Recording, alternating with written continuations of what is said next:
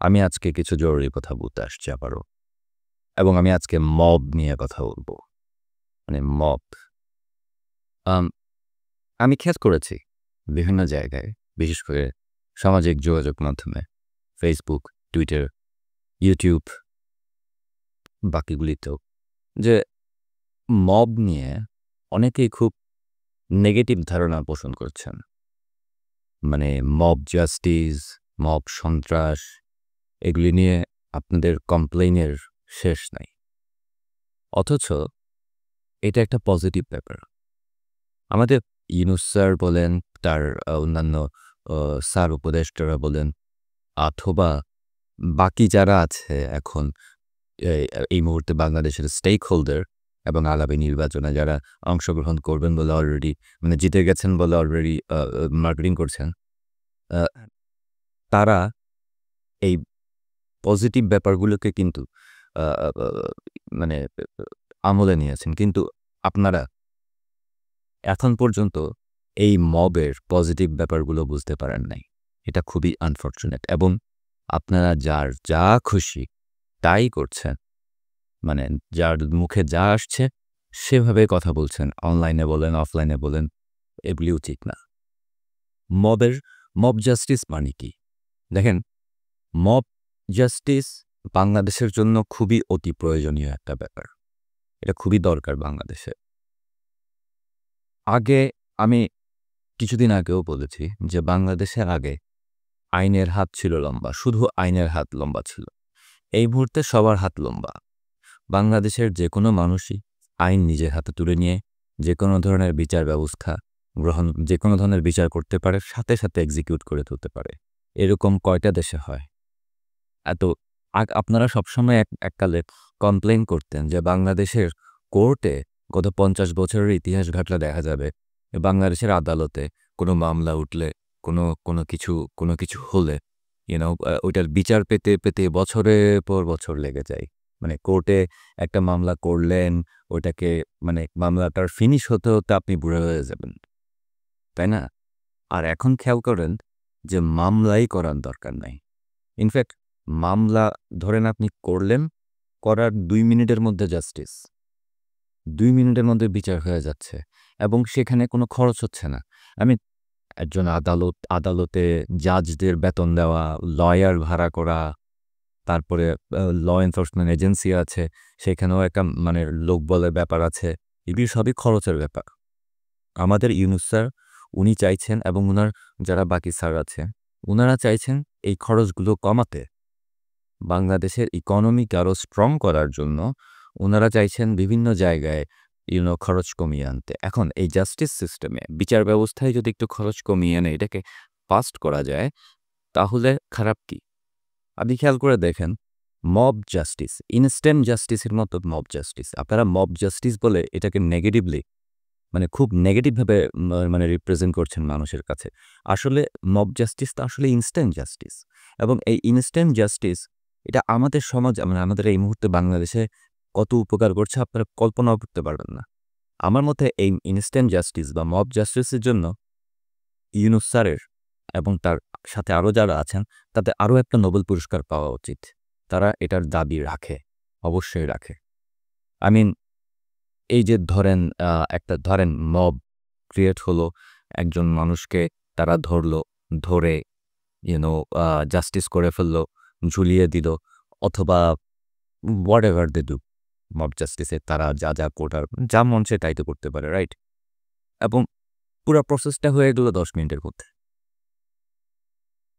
না পুলিশ না পুলিশের কোনো রিসোর্স ইউজ করতে হলো, না আদালতের কোনো রিসোর্স ইউজ করতে হলো, না কাউকে কোনো উকিল ভাড়া করতে হলো। বাংলাদেশে উকিলের খরচ কিন্তু অনেক।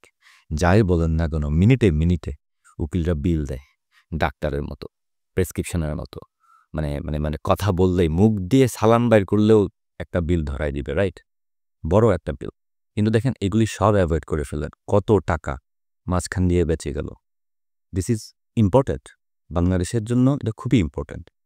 এরপরে আরও একটা ব্যাপার যেটা আরও বেশি ইম্পোর্টেন্ট, সেটা হচ্ছে যে এই ইনস্ট্যান্ট জাস্টিস বা মব জাস্টিস এটা ধরেন নেগেটিভভাবে যদি আপনি মব সন্ত্রাস বলেন, তাহলে আপনি ইউনূস স্যারদের প্রতি অন্যায় করছেন। এবার আপনি খেয়াল করেন, আপনি একজন বাংলাদেশের নাগরিক। আপনি চাইলে যে কোনো কারো বিচার করতে পারবেন। এমন স্বাধীনতা পৃথিবীর আর কোথাও নাই। সবাই চিৎকার করে ফ্রিডম অফ স্পিচ বা বাক স্বাধীনতা নাই, মানুষের চলাফেরার স্বাধীনতা নাই, এটা করতে পারবে না, ওইটা করতে পারবে না। আপনি আমেরিকার দিকে দেখেন, ওখানেও কি যে অবস্থা, মানুষের কোনো স্বাধীনতাই নেই। আমেরিকাতে পর্যন্ত মানুষ যখন খুশি তখন নিজেই বিচারকের ভূমিকায় আসীন হতে পারে না, তাদের অনেক সিস্টেমের ভিতর দিয়ে যেতে হয়।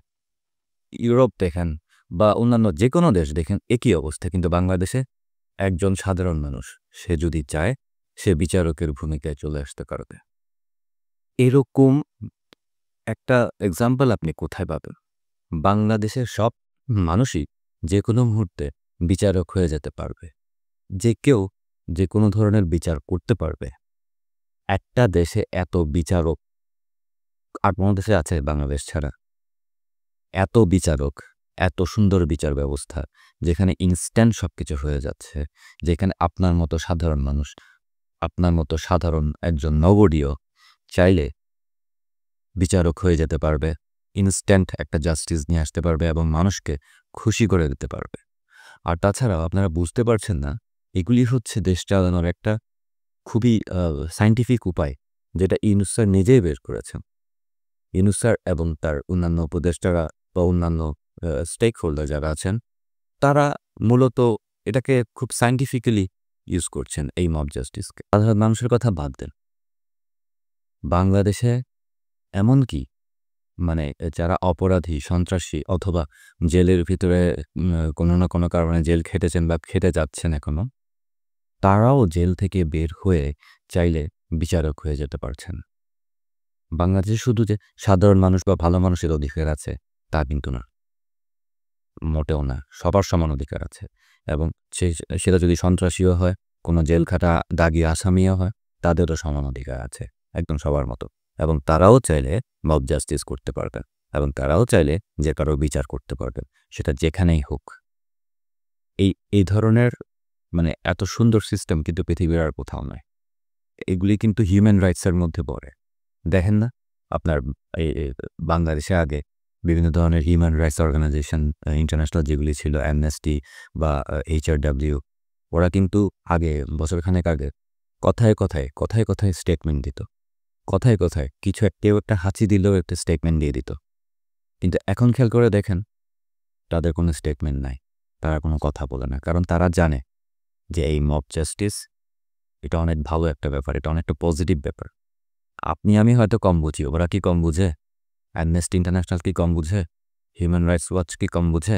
আমেরিকা বা বিভিন্ন দেশের এম্বাসিগুলি ওরা কি কম বুঝে? ওরা যদি কম বুঝতো তাহলে তার কথা ছিল না। ওরা বুঝে বলে ওরা কিন্তু চুপ করে আছে।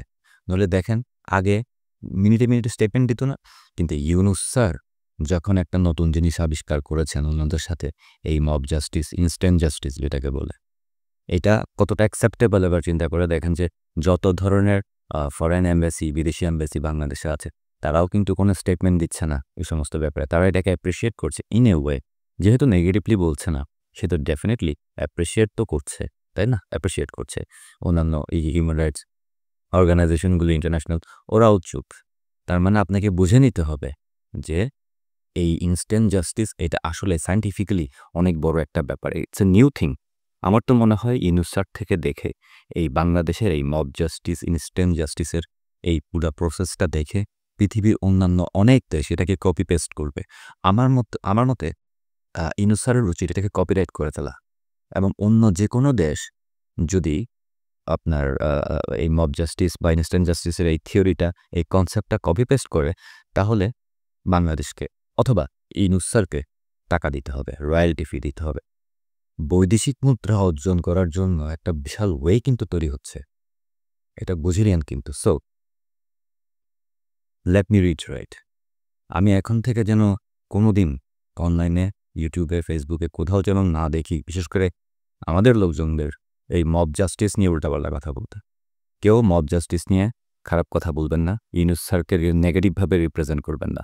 মব জাস্টিস, ইনস্ট্যান্ট জাস্টিস একটা ভালো জিনিস, এটা সবাই অ্যাকসেপ্ট করেছে। বাংলাদেশের মানুষ যে কোনো সময় বিচারকের ভূমিকায় যেতে পারবে।